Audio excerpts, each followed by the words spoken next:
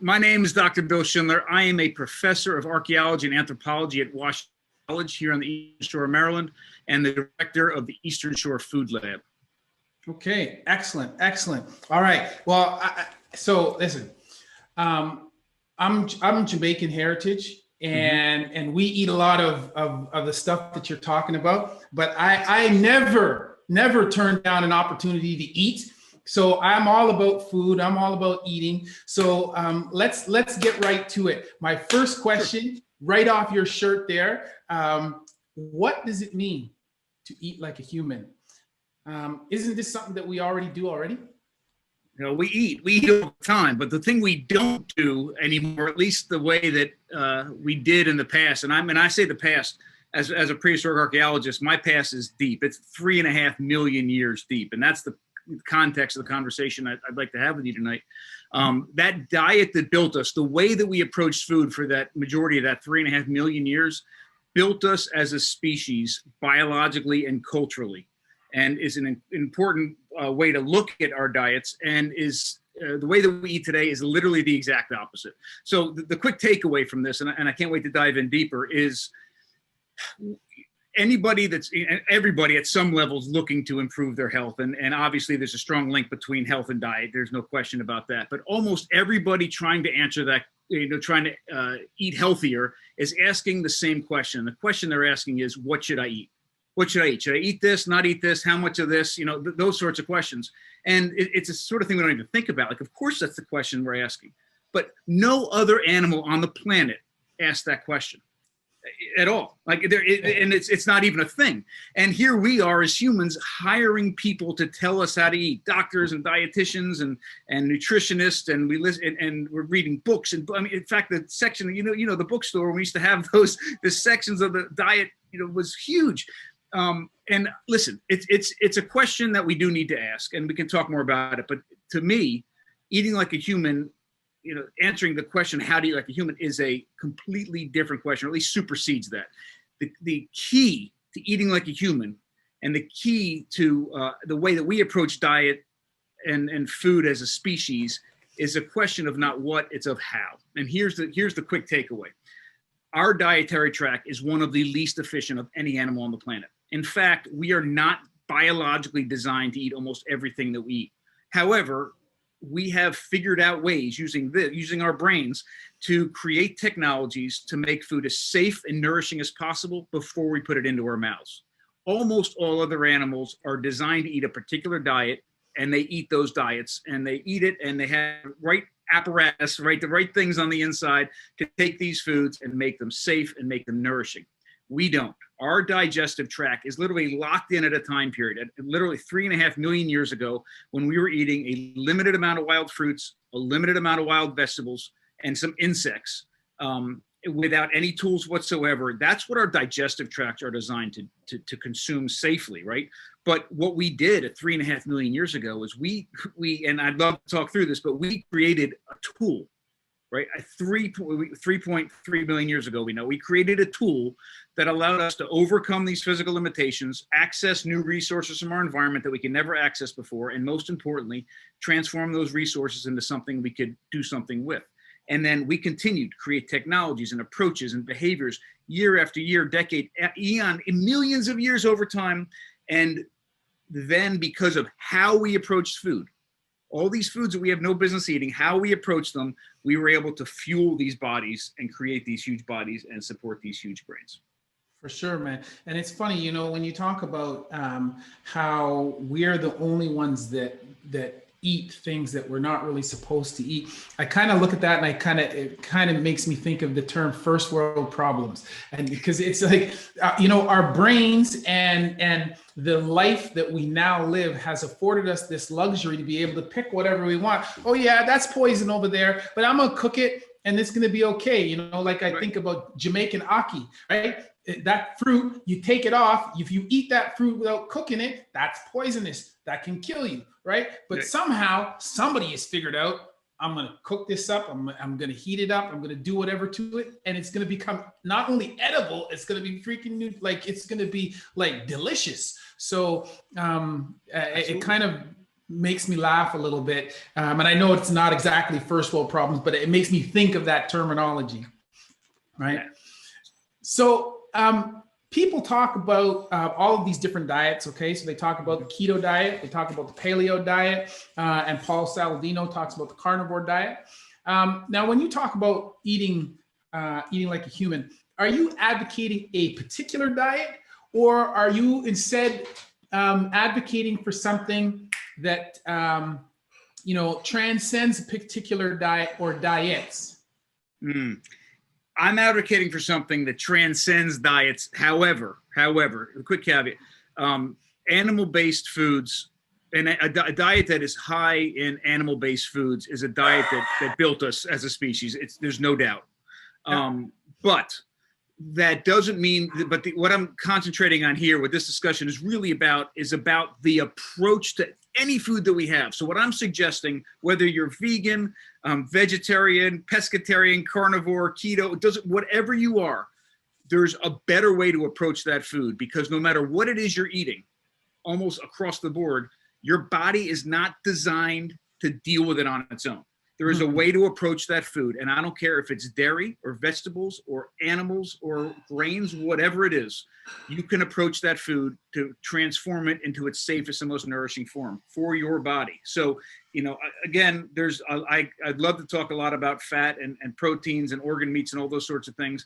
But when I say eating like a human, I'm saying if you change the approach, and I mean things you can do in your kitchen, and these are technologies that our ancestors were using millions of years ago in caves with sticks and open fire. So anybody listening has a kitchen that's better equipped than they did. You can automatically, without even changing the ingredients, change the way you're nourishing your family. Okay, hold on 1 second. I'm being photobombed by my cat. Hey, Mandy, can you grab this cat, please? Okay. Sorry about that. Okay, so listen. Okay, something that both you and Paul Saladino talk about, okay, is eating in a nose to tail fashion. Yes. Okay. Explain to me. Okay, so now let's start to get into how we're eating.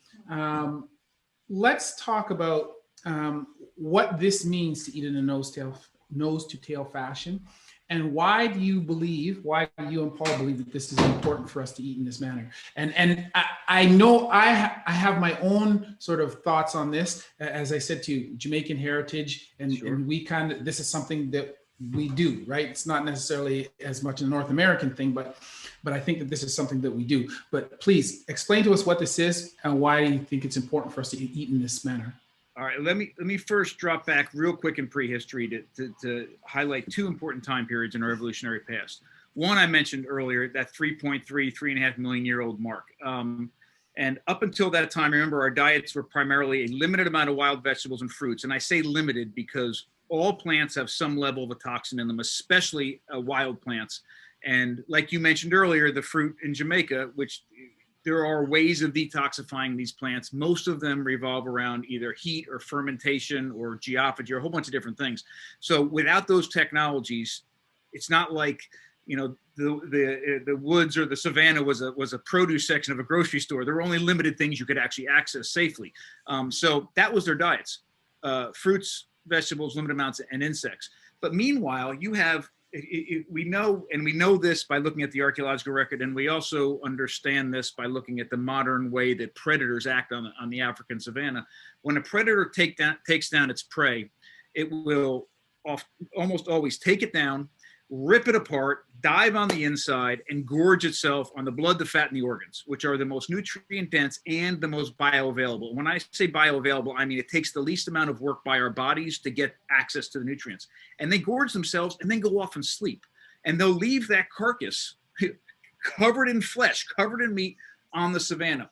And what would happen is, you have all the scavengers, the hyenas and the buzzards, or their ancestors, actually, this is 3.5 million years ago, coming in and eating that meat. But meanwhile, our ancestors, who were 3.5 feet tall, full grown, weaker than we are, nails no bigger than ours, teeth no better than ours, sitting there watching this happening. But at 3.5 million years ago, they struck their first two rocks together, created a stone tool, which doesn't seem like a big deal because it's just striking two rocks together. But what they did was they created a durable edge that was sharper than anything else they had on their body, and they could run in, and we see at the same time in the archaeological record, butchered bones, animals with marks on the bones from butchering. So they could scavenge, right? They could now have access to flesh. And if they wanted some marrow, out of those bones, we see some of those bones broken for marrow.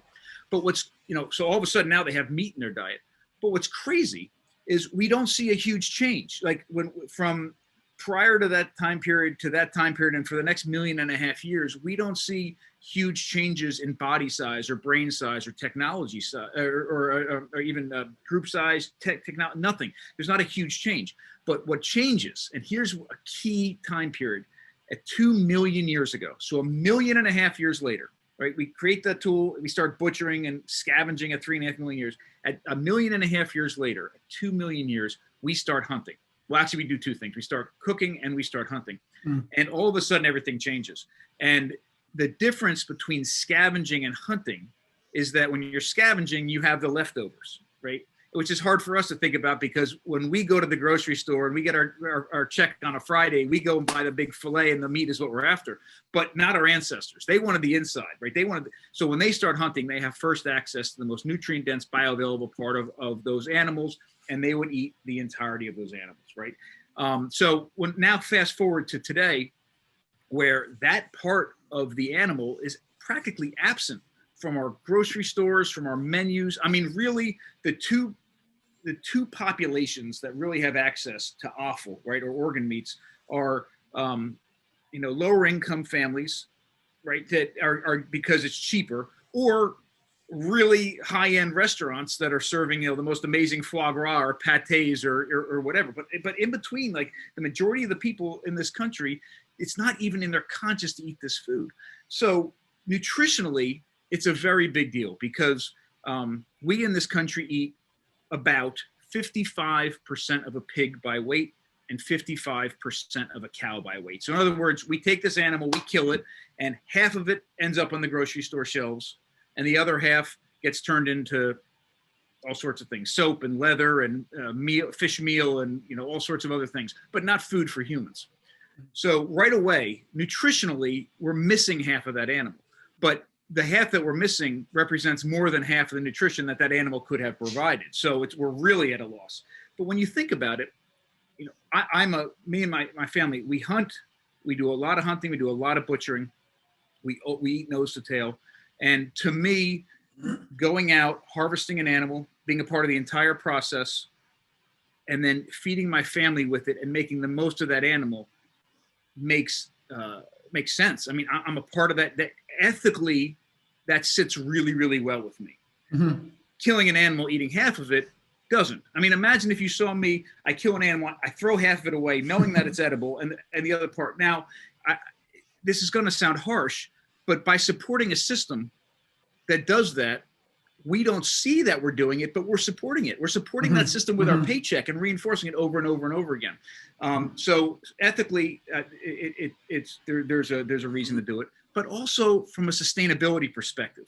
I mean, I'm literally telling you, with a mindset shift, we can more than double the amount of food and more than double the amount of nutrition coming out of every single animal without raising or killing another animal, just with what we already have, more than double it.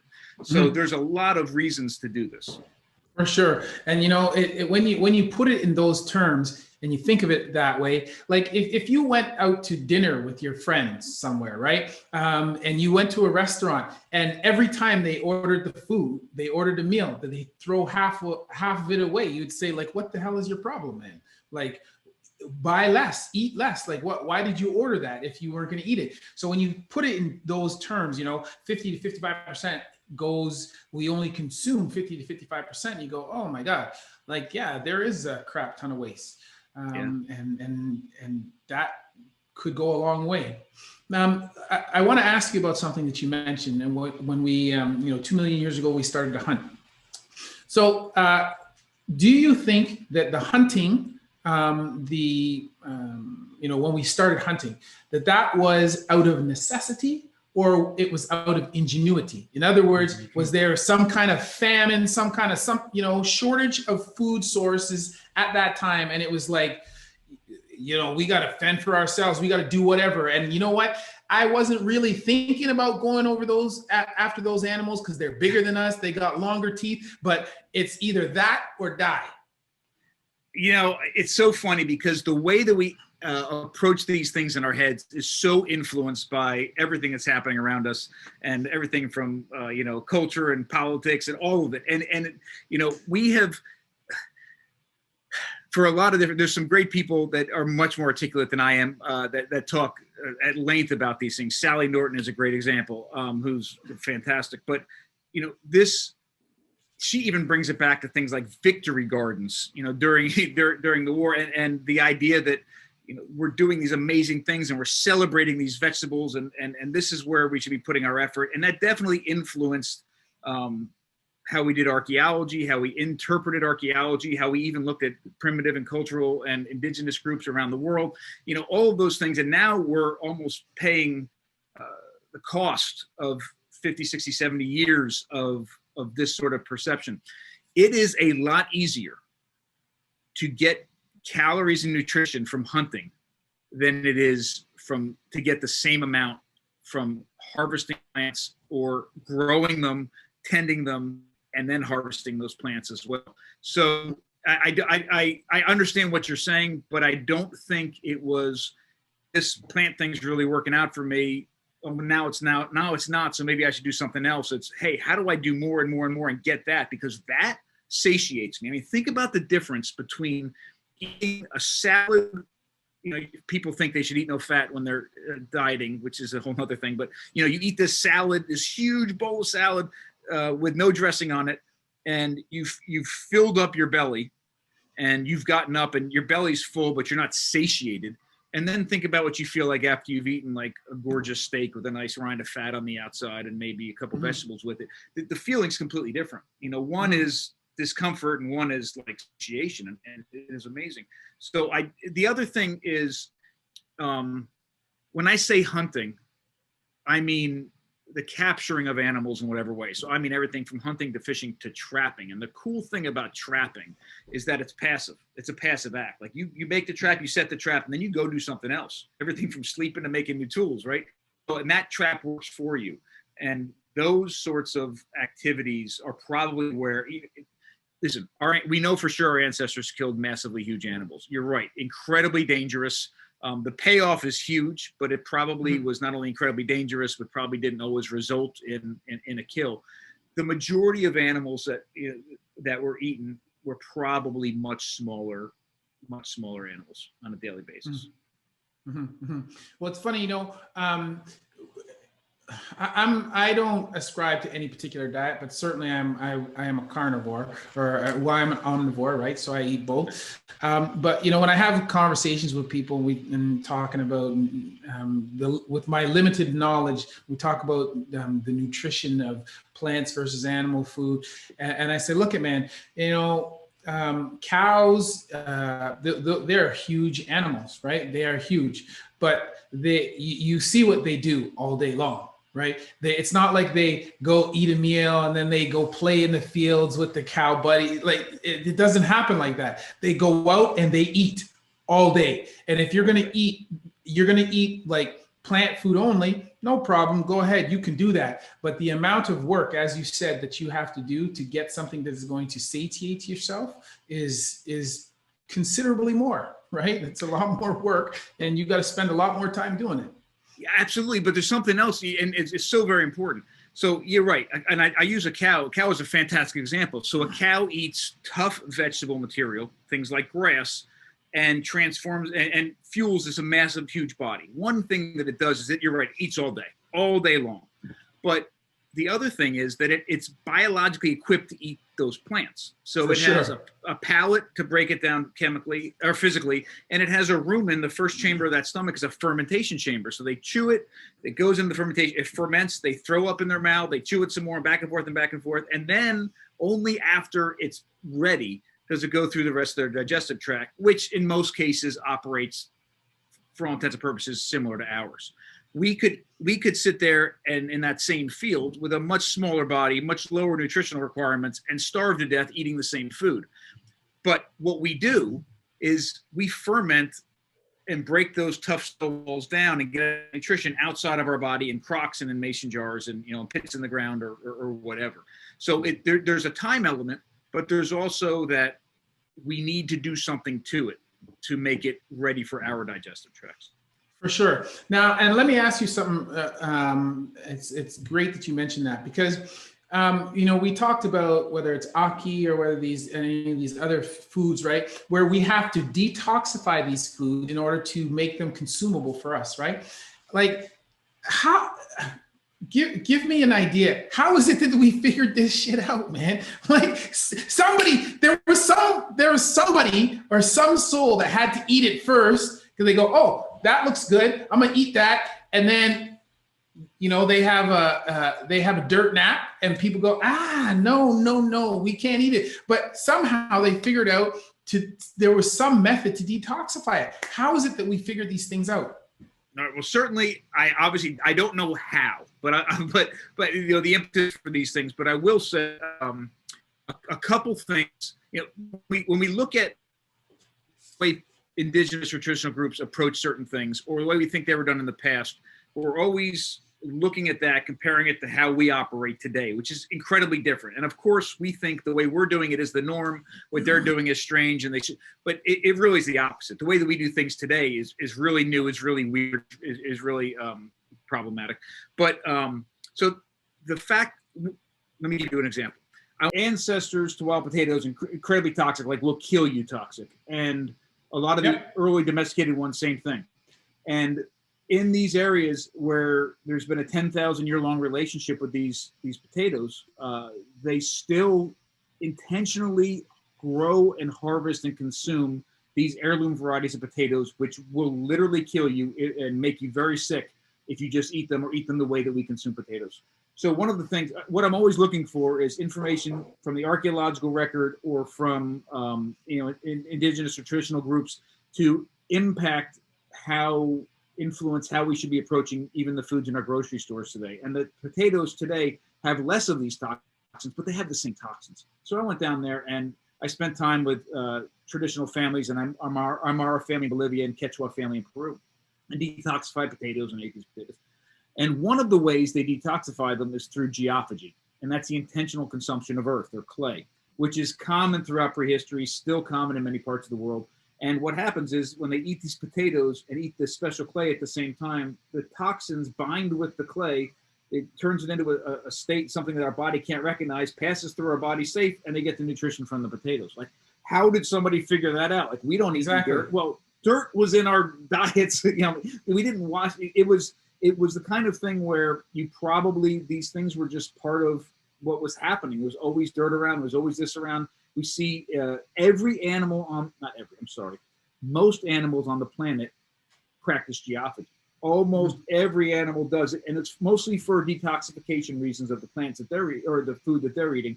So just by watching another animal eating a certain kind of food, especially ones that have a very similar digestive tract, these are the kind of things that they could do. Another great example is maize. Maize is the most difficult grain in the world for the human body to digest, to properly break down and get all the nutrition from. And the only way for us to access all the nutrition in maize is to do something called nixtamalization, which is an ancient practice of simmering and soaking the maize in an alkaline solution, which was originally done with wood ash. And I was down in Oaxaca and in Mexico City working with some people to learn how to do this properly. And I asked the same question you just asked, like, who does that? Like, how did they do that the first time? And he's like, well, it's well known that if you add ash to water, if you're trying to conserve fuel, if you add ash to water, it boils faster. So they may have just been adding the ash to the water for a different reason. And then the people that did it were healthier or something like that. So I don't think many of these things were, they just happened.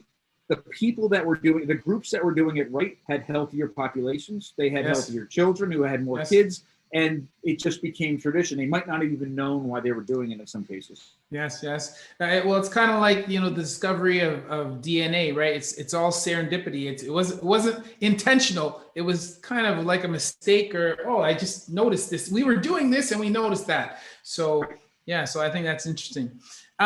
You use the term a lot, real food, when you compare what we eat today versus what our ancestors ate. What do you mean by this terminology? That's a great question. So when I say real food, I'm not talking about the raw material per se. I'm not talking about the fat or the meat or the carrot. What I'm talking about is what that food is right before we put it in our mouths. And that means we've done something to it to, again, have our bodies make the most of it in the safest way possible. So and I say it over and over again, to make it safe and nourishing. Here's a couple really quick examples of how powerful that is. One thing is, it should be impossible to be obese. Like, it should be impossible for us to do this. But the modern food industry has done a really good job at this. Like, they've made it very, very easy, right, for us. We don't even have to think about it. In fact, we have to think about not becoming obese. But here's the crazy thing about how not real our food is today. I'm convinced that our ancestors, in most cases, and I mean for 3.5 million years, were doing everything that they could to get, when they thought about food, thought about eating, the intent was, how do I get the most amount of nutrition with the least amount of work possible, right? But today, it's the exact opposite. Truly, if you think about it, we want to eat all day long and not get fat. I mean, that's what modern Americans want to do. We want to sit there and snack and not get fat, or maybe we pay somebody to go work out and burn some more calories so we can eat more food. But that's what we do. So whether we understand it or not, we seek out nutrient-free food. In fact, and the labeling, the marketing in the grocery stores, the advertising boasts about what food doesn't have. Mm-hmm. And we buy into that whole idea. But this is how far we've come, and how opposite of everything that we've done in the past. The modern food industry has now produced, for the first time ever, obesity and malnutrition in the same individual. We can eat so much food that is so nutrient-free that we can be obese and malnourished. And talk about impossible, that's crazy. But so the processing that I'm talking about, the making of real food, is taking a raw material and either increasing the nutrients or making the nutrients more dense or making them more bioavailable, and that produces real food. And that real food, again, even if it's the same ingredients, is a different food than something else made out of the same thing. And we can say it about every food category. I could deal with vegetables and dairy and meat and grains across the board. No, I like that. I like how you describe it. Something that you also talk about a lot are nutrient-dense foods. Okay, and I think I understand what you mean when you talk about this, or when I hear Paul Saladino talk about this. But I can hear people saying, "Yo, man, aren't all foods nutritious? What is a nutrient-dense food? And are meats more nutrient-dense than plant food?"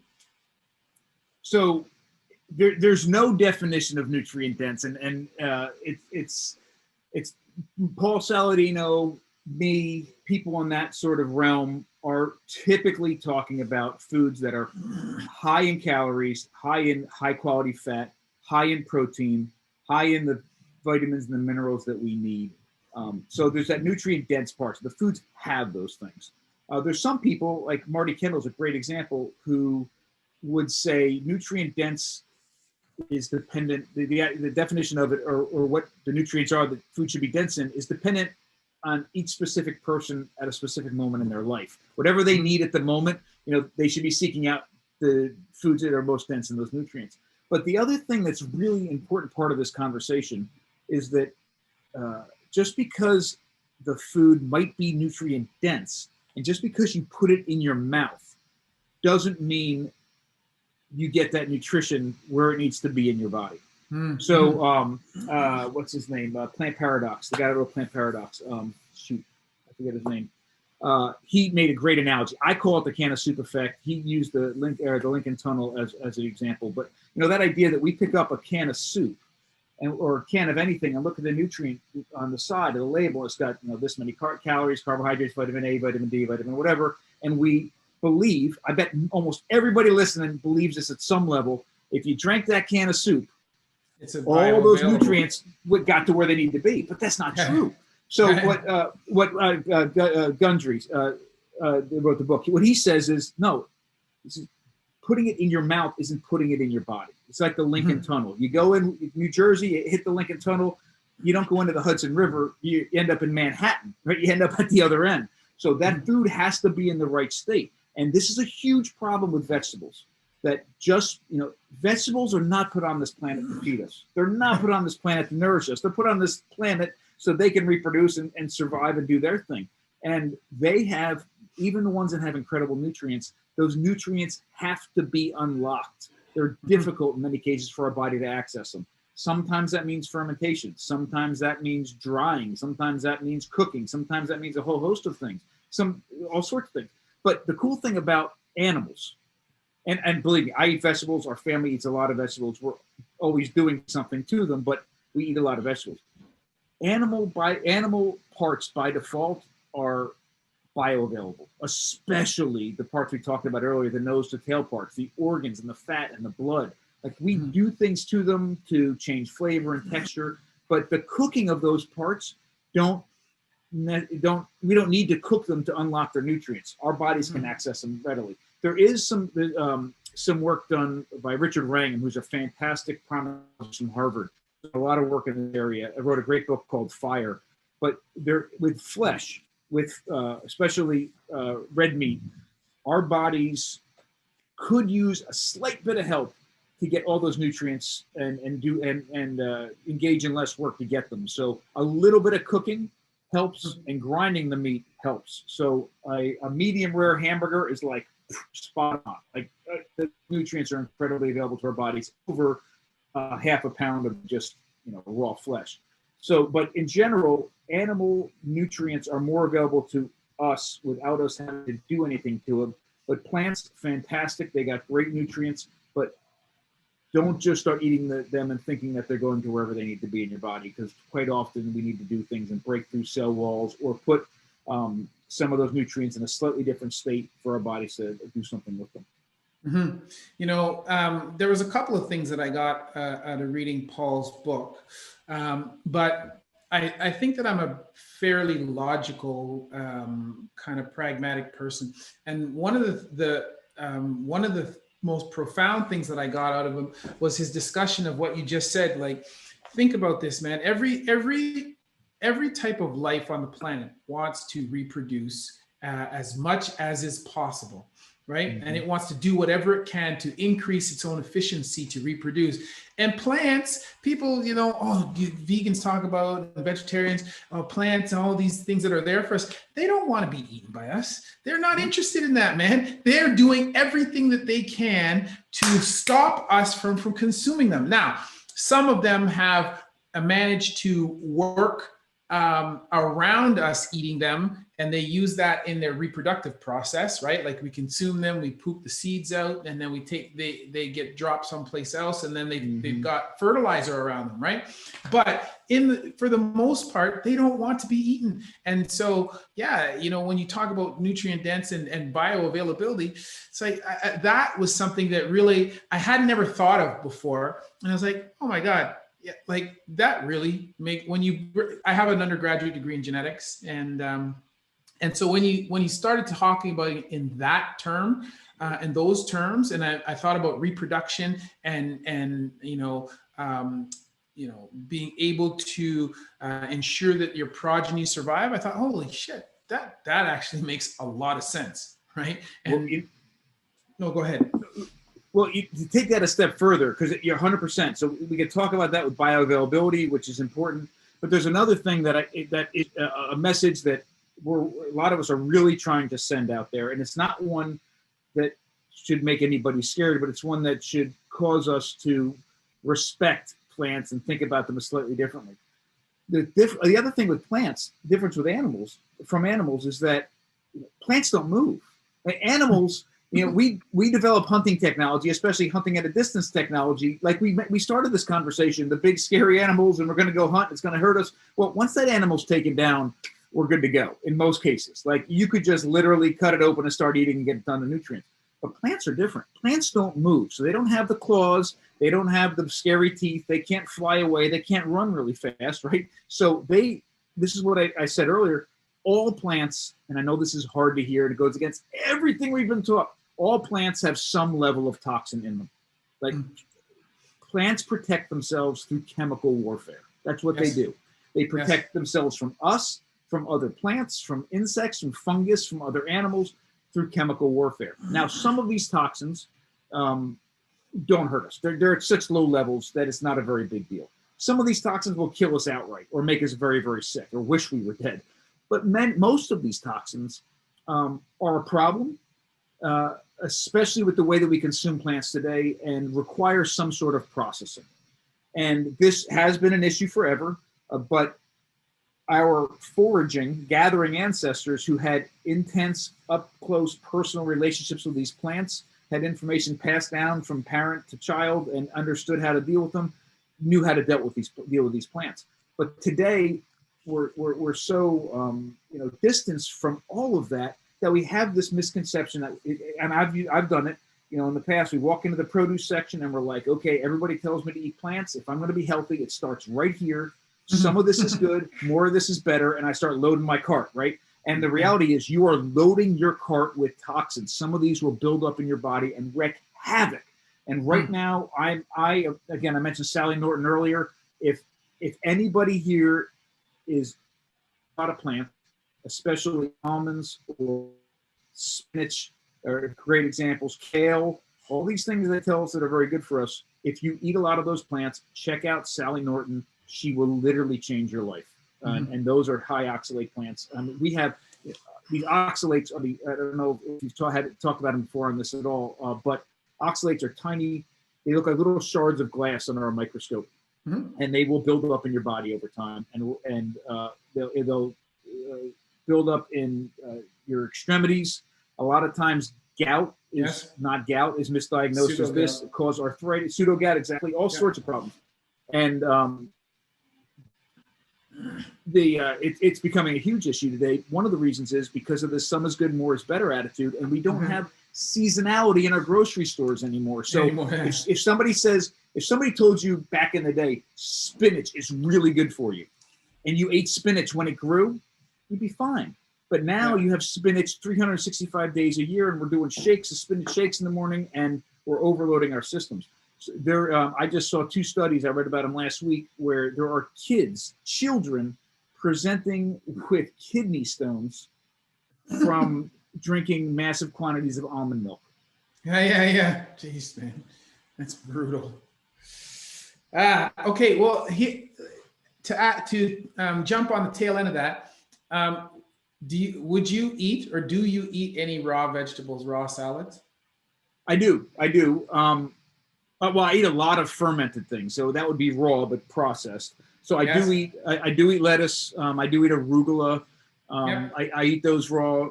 I will eat some vegetables like carrots, for example, raw, but I'd rather ferment them. And for the carrots is a great example. Fermenting them gets rid of most of the sugars in there, so you're getting this more bioavailable, better tasting product without all the sugar in it.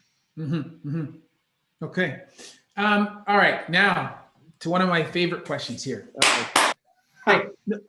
Why should we eat offal, and what are the benefits that this food source provides for us? And in general, just to make it easy for people, is it more nutritious than the other meat products?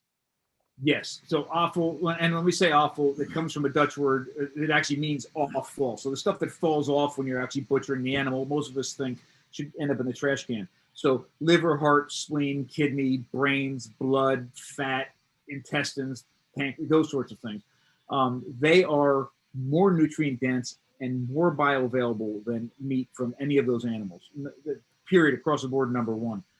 So there's that. From a nutritional perspective, it makes complete sense. There are nutrients that you can get from offal that you just can't get from meat.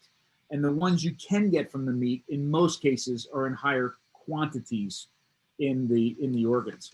They also are incredibly versatile. I mean, there's so much you can do with them and I know this sounds so strange to most people listening, but I just finished, we did a month-long nose to tail virtual class, and did it last week, so it's fresh in my mind. But everything from head cheese to pâtés, I mean, incredibly versatile. The textures and the flavors are just, amazing. And they're satiating. I mean, we're talking about satiating food. When you eat it, you've eaten something. It's not that salad issue.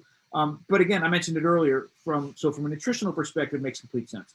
From a ethical perspective, it makes sense. From a sustainability perspective, it makes sense. But even from an economical perspective, that offal is typically, some offal you could probably get for free from your butcher because they just have no other use for it. Yeah, it's funny, I recently moved. I was living sort of in downtown Ottawa, and then we moved to the outskirts of Ottawa. And when we moved out here, we were saying, my wife and I were talking about getting, like a half a cow or something like that. Because when we were living downtown, we really didn't have the space for the freezer and all that. And so we were just talking about butcher and going to the butcher and getting a half cow and whatnot. And I thought, oh, well, let me just see what the grocery store out here is like. And we went to the grocery store, and I was like trying to find liver and trying to find kidney, and like they barely had any. And so then I thought, okay, well, let me look online and see what I can get from the local butcher, or whoever we're going to get this half cow from. And when I went on their website, I was amazed because I couldn't find it. And it wasn't until I actually went to the dog pet food section. Then I go under there, and then it's like liver, kidney, and I'm like, what? This is some of the best. Like, what are you talking about, man? And it on the website, they didn't put it with the rest of the meats, because most people, and I'm guessing, I don't know this for a fact, I didn't speak to them, but I'm guessing because most people look at it and they go, oh, I'm supposed to eat that? Like that's the stuff you throw away. I'm like, that's the tastiest stuff. It is. I know I'm throwing out some weird things today, and some people are just all they're trying to do is deal with their job and get home and feed their kids something and watch a little bit of TV before they go to bed. And oh my gosh, you're talking about all this stuff. It's impossible to include in my life. Well, it's not. And these are, again, everybody listening has a kitchen that's better equipped, or at least sufficiently equipped to deal with every one of these things. And one of the things that I advocate quite a bit, first off, removing any link you can from your food chain and getting closer to your food. Whether that means, if you buy chicken breast right now, go buy a whole chicken. If you buy a whole chicken right now, go get it from the farm and see the farmer, or those sorts of things. Butchers a little bit at home. Bring in a quarter of a pig and do it on your counter. I know it sounds strange, but most importantly, cooking from scratch. And, we all are trying to learn more about our food, and we'll spend massive quantities of money on Amazon. We will read stuff on the internet. We'll watch YouTube videos. But the absolute best way to understand your food is to learn how it's made. And the way to do that the best is to approach the foods that you eat literally every day. And look, you mentioned earlier, do I advocate one diet over another? Well, I'm in more keto, paleo world level for sure. But what I'm suggesting is you can transform your health and your diet and your connection with your food and your family's health by doing nothing more than taking the food you already eat and learning how to make it. And then once you learn how to make it, you know about that food. And then you can walk in that grocery store, and even if you never make it again, and even if you made it and the dog wouldn't even eat it, it was so bad. You've learned so much about that food that you can then go in the grocery store, buy it from that moment forward for the rest of your life. But you see right through, peel back the veil, the marketing, advertising, and the millions of dollars that are spent trying to change the way you think about your food. You know what to buy, how to read the label, and you take your paycheck and you're supporting the food producers that are doing it right.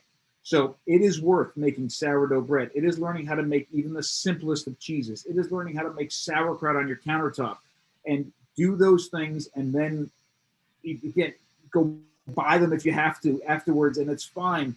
But because there are some people doing great stuff, but you learn about that food, and you're feeding your family food 3 times a day for their entire lives. There's, in my mind, there's not many things that are more important than understanding what it is you're actually giving.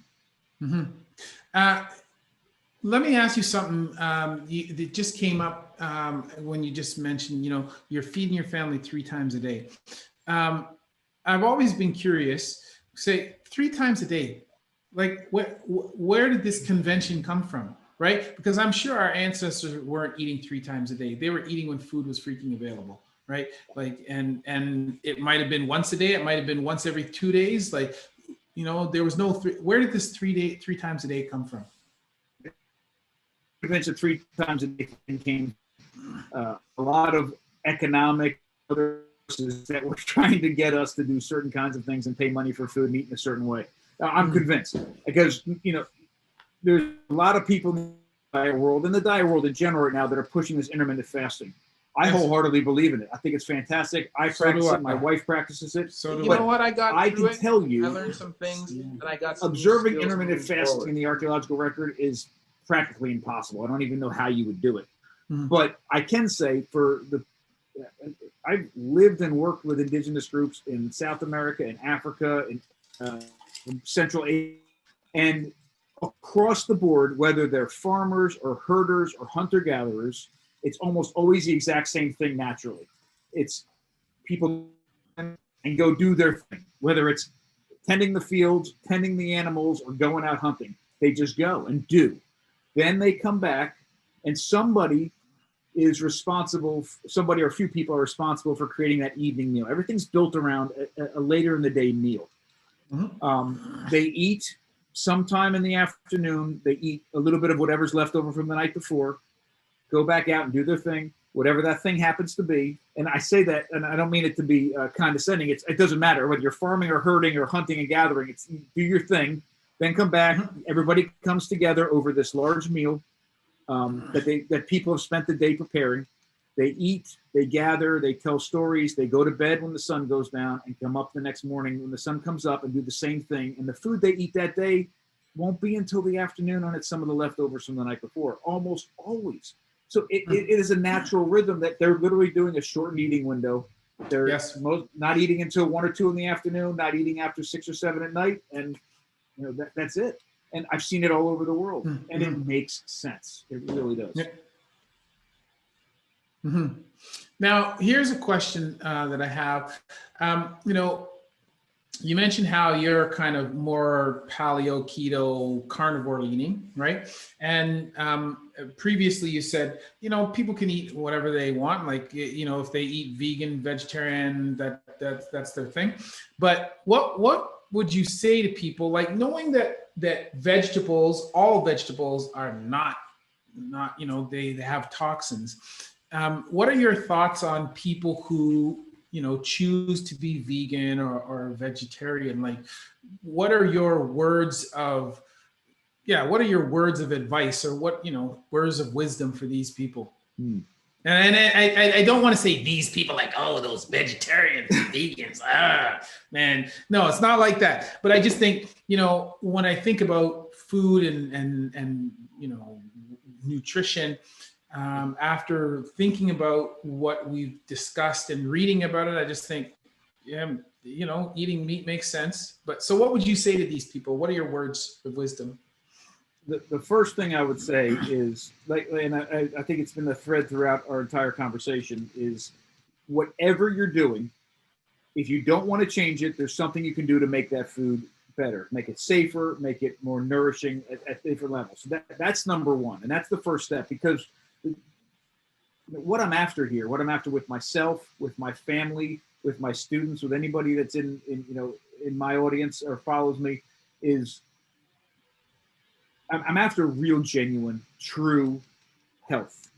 And that comes with connection. It comes with meeting or exceeding our biological needs through diet, but it also makes sure to take into account our cultural and emotional needs with food as well. And a lot of times when we trying to go after a diet, we forget some of those pieces. And part of us might be a little bit healthier, but we can never achieve real health unless all of those things are met or exceeded.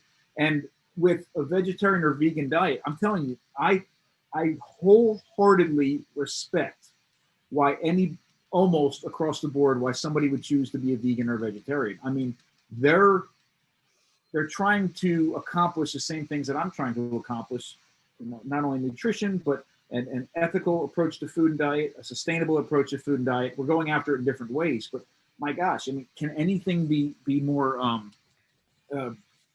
be more applauded or celebrated than that?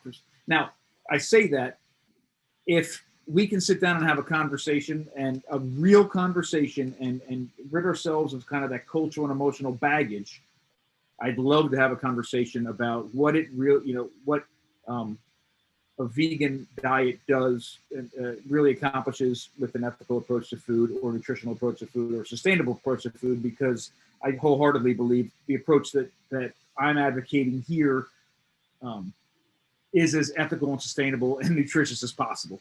But I would say you need to make sure that at any level that you're hitting all three of those pillars, and you're taking an objective look at them. Is what you're doing really accomplishing that? If you take a real close, hard look at it, does it make sense to ship these foods from all over the world just so you can get that micronutrient in your diet that you're missing because you're not having this?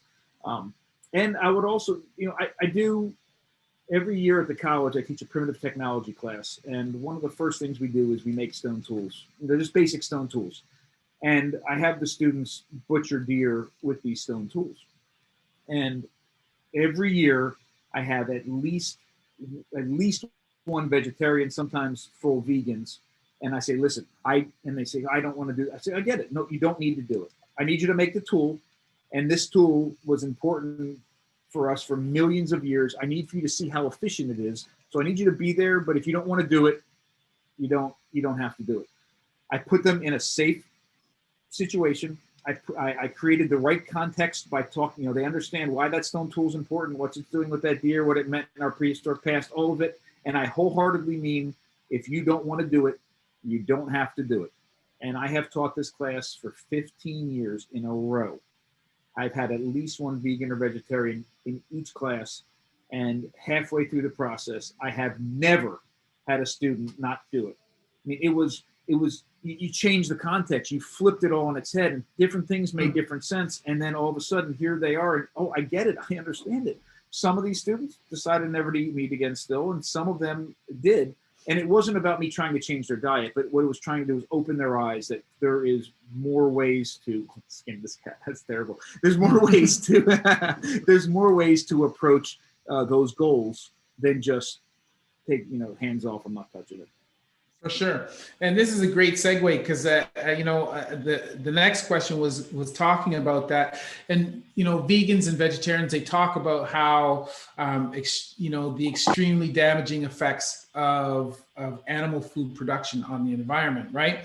But oftentimes when I think about the vegetables that we eat today, and when you compare those to the vegetables that actually grow in the wild, their wild ancestors or their wild cousins, then I ask myself, is eating mass-produced vegetable food any better than eating farmed animal food? And is there a better way to produce and consume food sustainably in our modern world?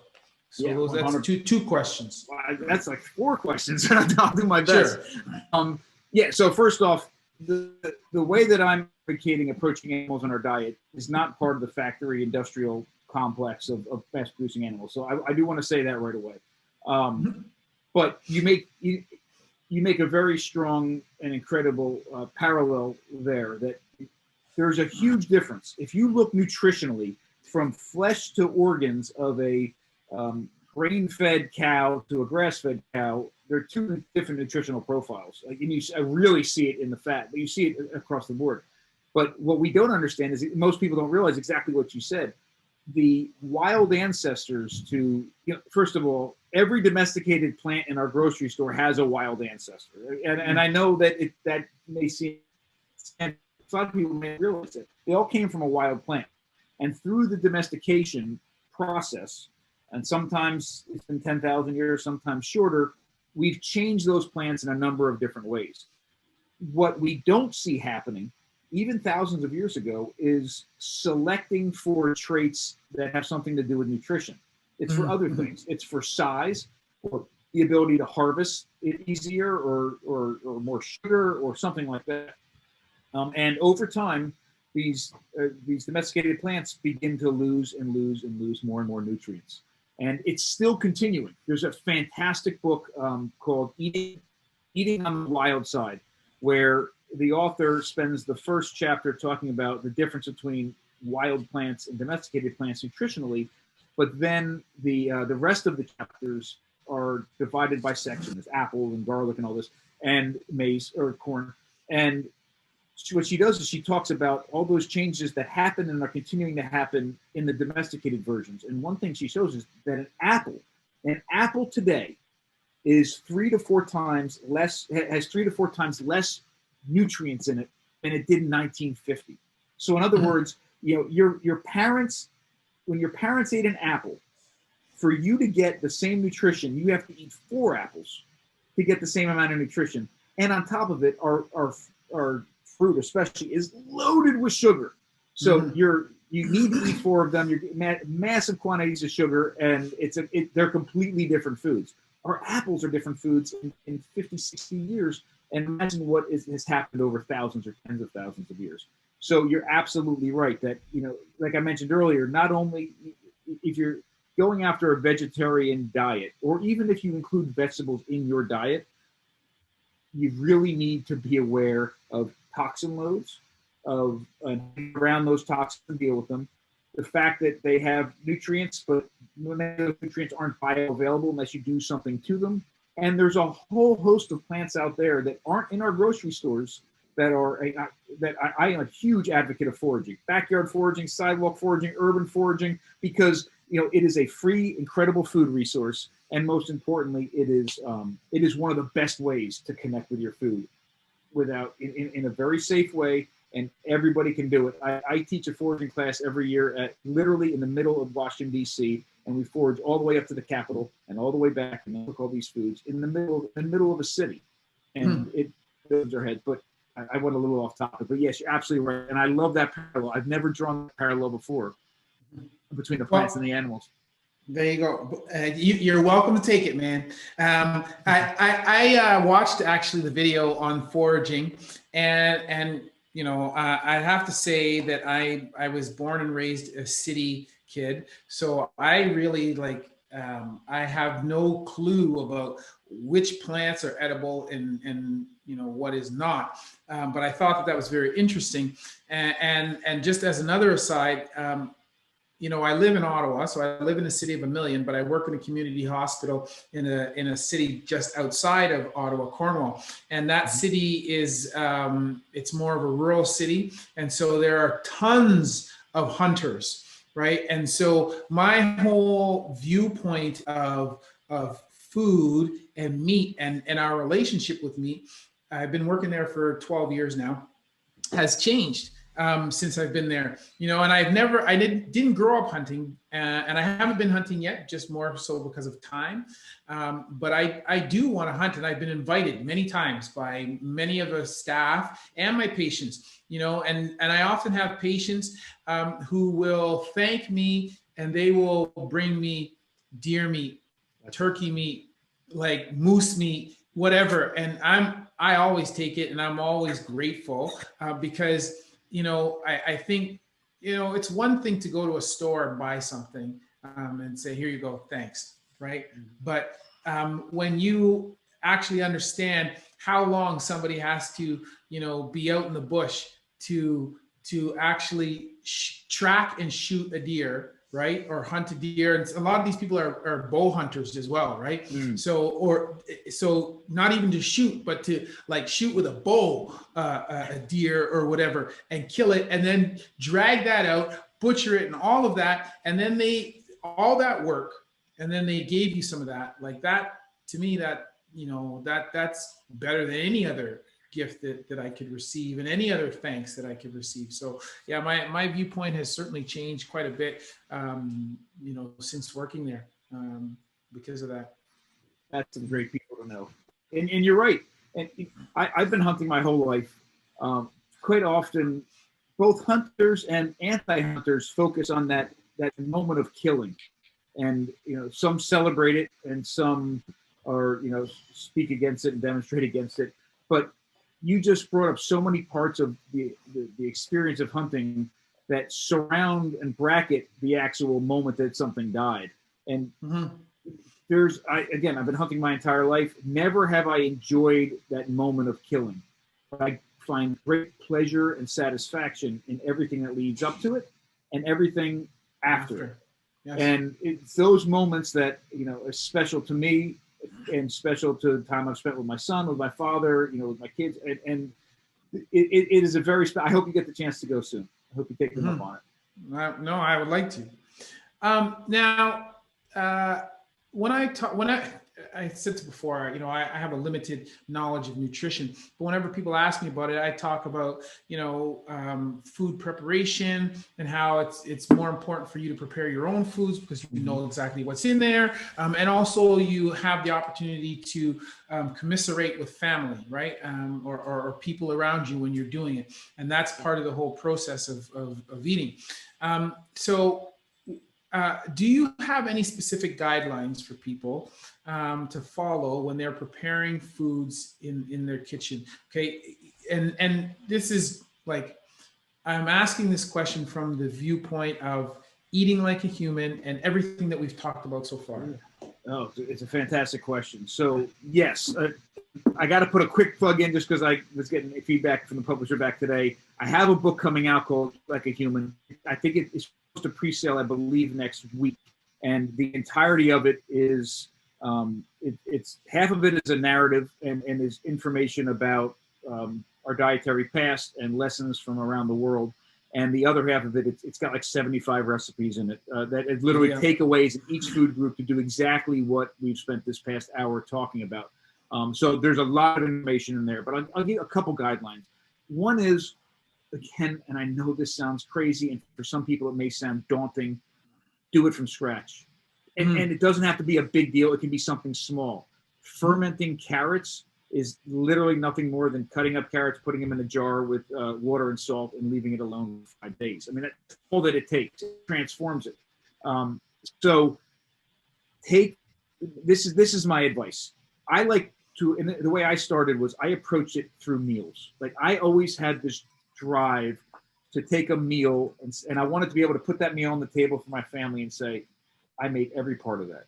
And it's sort of, we've kind of coined it like the no 2 ingredient meal. In other words, nobody put together any 2 ingredients but me or somebody in that house.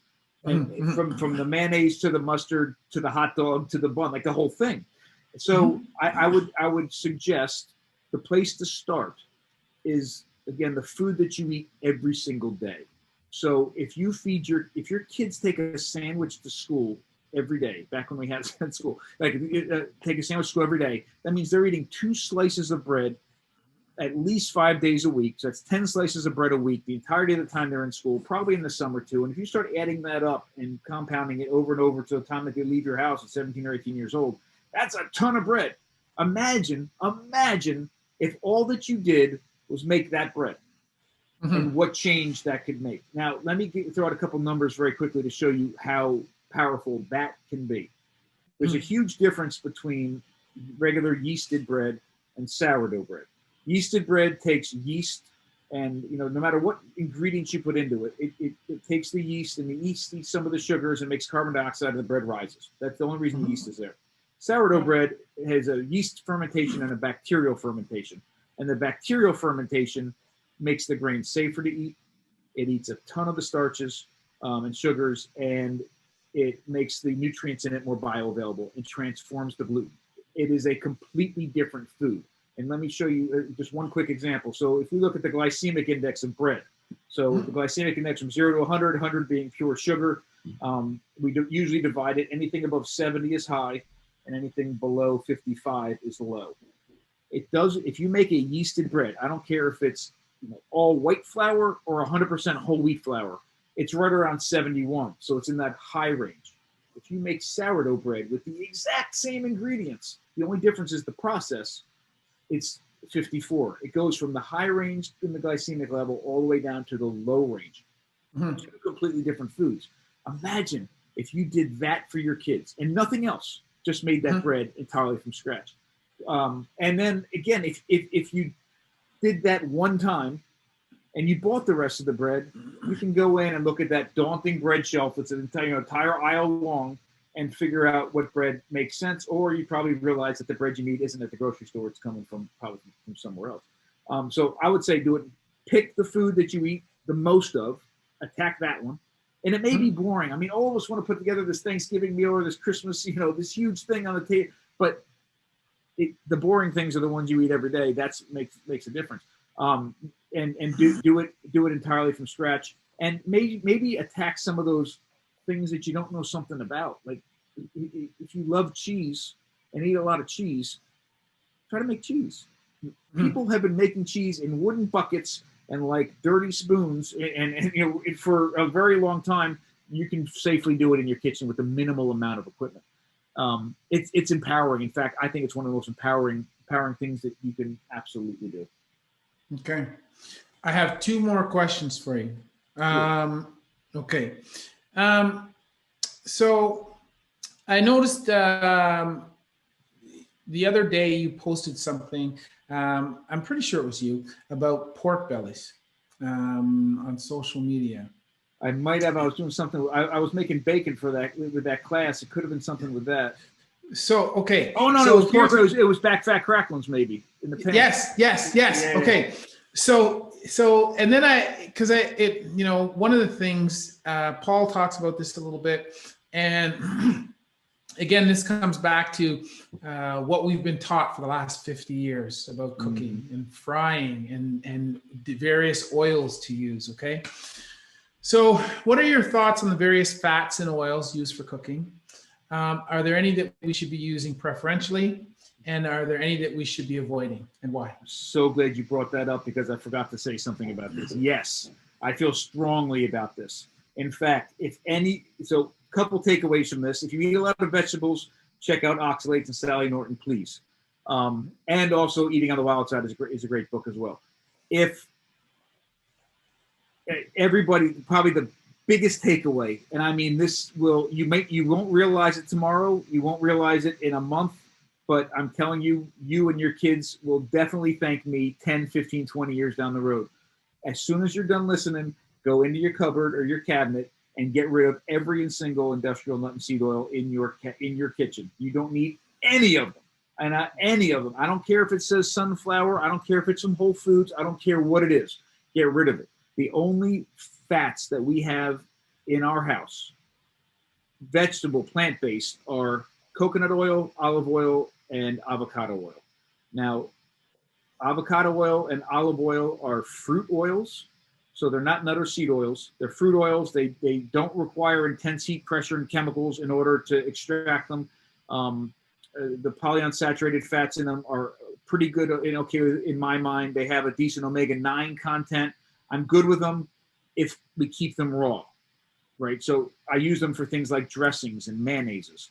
We use a lot of coconut oil. Coconut oil is a nut oil, but again, it gives up its fat so easily. We're not talking about major pressure or any sort of thing that would mess it up. So as far as plant-based fats are concerned, they're in our diets, but almost always just cold. Fats, animal fats, butter, lard, tallow, schmaltz from poultry, marrow, those fats, bacon grease from good bacon, those fats, trackable. Fat, 15 years, and I've never been as healthy as I feel right now. But those are, if we're going to cook, we cook with them. And you know what? You mentioned frying. I deep fry in my house. In fact, week or every 3 weeks. We make chicken wings, but we fry in tallow. We fry in beef fat, or sometimes we fry in lard. They break down at different temperatures than vegetable oils do, and I have no, in fact, some of that fat through frying into my family's diet is something I can really get behind. So the takeaway is industrial nut seed oils we have thrown away. Animal fats is what we almost exclusively use for cooking, and olive oil, avocado oil, and coconut oil we use almost primarily for cold applications, mayonnaise. Cool. So my last question, when I think about what I eat now, right? So I basically intermittent fast, and I try to eat primarily protein, fat, and some carbohydrates. My daughter is sort of loosely vegan, and my wife, prior to me reading the carnivore diet, she was of the mindset, oh yes, got to eat lots of plants. That's how we're going to be healthy and all that kind of business. So she does a lot of that, but I'm kind of more on the protein side. So, but when I think about the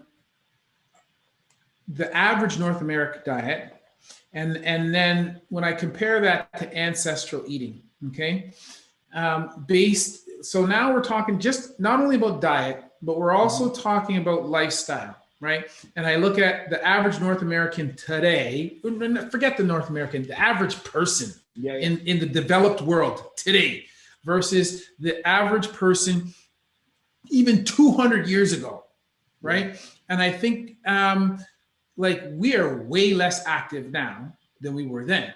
So given those two things, what are the relative dietary proportions that we should aim for in our diet with respect to proteins, fats, and carbohydrates?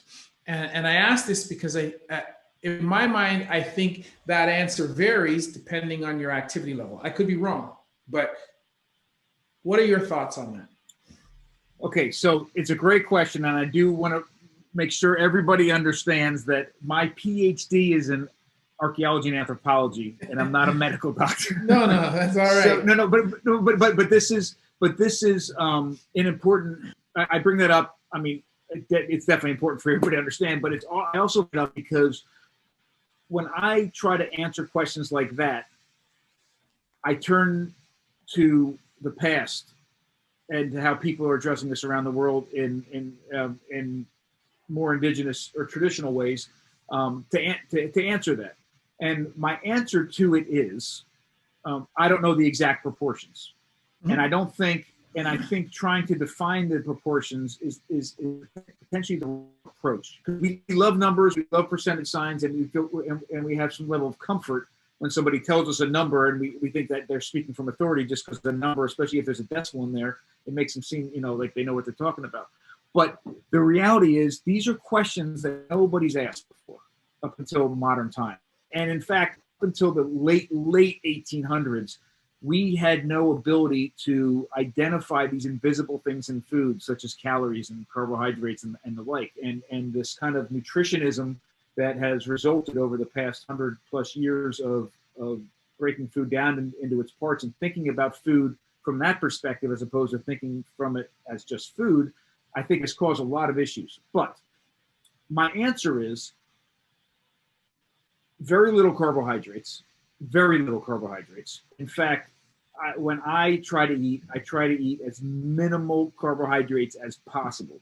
And they sneak in part of the modern world. I have a family, I have teenagers. It sneaks in. If I'm eating grains, they're almost always fermented using sourdough, but a sourdough process. But regardless, very little carbohydrates. So if we go back to that question of fat versus protein, well, to me, that answer is if you're taking in the whole animal and you're starting from one end to the other, you've naturally gone through a process that we've been going through for 2 million years.